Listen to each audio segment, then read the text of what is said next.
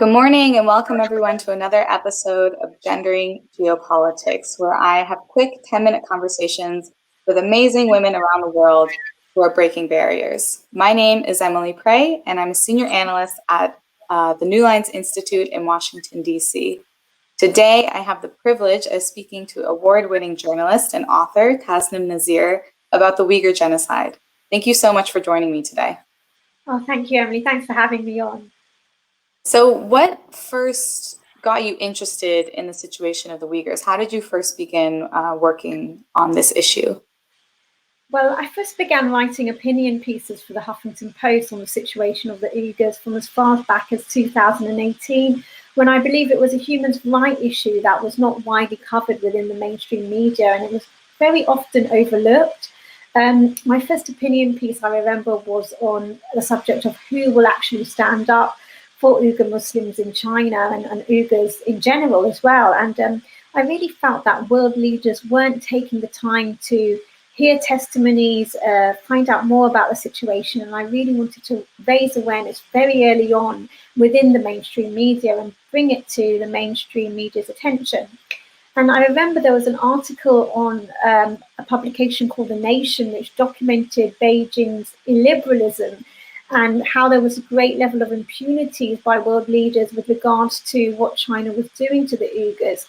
It was almost as if world leaders were kind of enabling the impunity to happen. And that really upset me, not just as a journalist, but on a human level, because there were so many documented atrocities that were going on. And I took it upon myself as a journalist to really investigate this issue and talk to as many Uyghurs that I could. And I then began to build a network of Uyghur contacts, both in the UK and abroad, and went on to interview them for both investigative pieces and broadcast news. And that's really how I got started really covering this issue in more depth. So speaking of who will actually stand up for the Uyghurs, there was recently a Peoples Tribunal in London where survivors, experts, policymakers all gave testimony. Why was this necessary? Oh, well, this was really imperative that a People's Tribunal in London for Uyghurs to share their testimonies took place, and it was a vital step in enabling victims to share their stories and be seen and heard.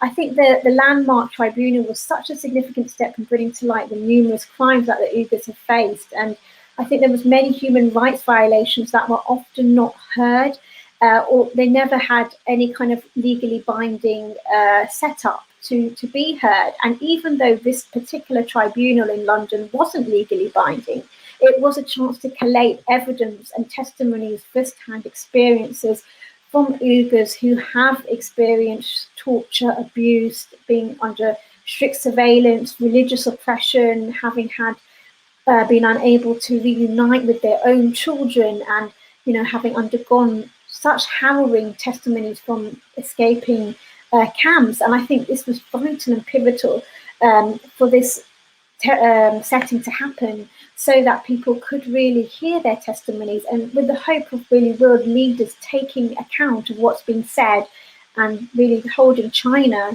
to account. And that's really the hope of this tribunal that was held in London.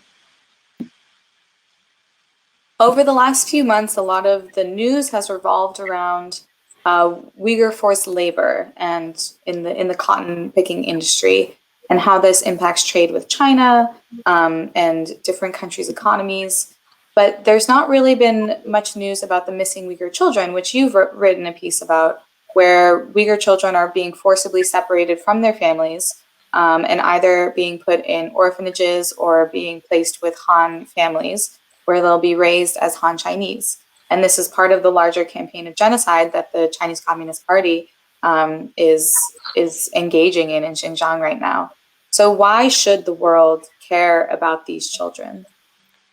I think it's paramount that the world really stands up for these children and their parents. I mean, I'm a mother myself, and just on a human level, that feeling of not knowing where your children are, of not knowing their whereabouts, not just for one day, but for years. I mean, I've spoken to mothers who've been crying uncontrollably, hearing testimonies from perhaps Uyghur survivors who've escaped their neighborhood and have said, look, your child has been crying on the streets uncontrollably at 3 years old because the people who were looking after them, which are normally their grandparents or elderly relatives, get put into concentration camps, leaving the children sometimes unsupervised, or sometimes they get put in orphanages.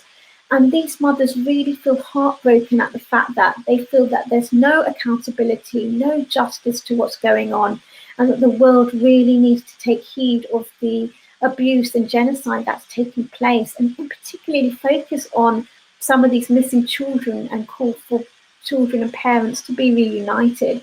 And I think the reason why I felt so strongly about covering and further investigating this issue is because I want to find a way not only to share these parents' testimonies, but also to track down these children, however challenging and difficult it may be. China has pledged to many of these mothers that they would find these children, and nothing's been done years on.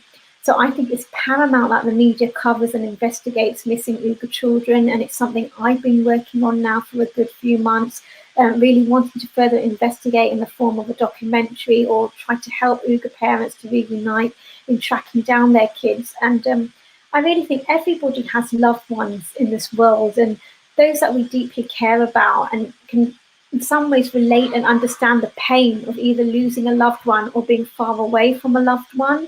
So I think it's really important that Uyghurs have that chance to be reunited. And there are some children also who are indoctrinated to have allegiance to the Chinese Communist Party and stripped from their original Uyghur identity or their religious beliefs.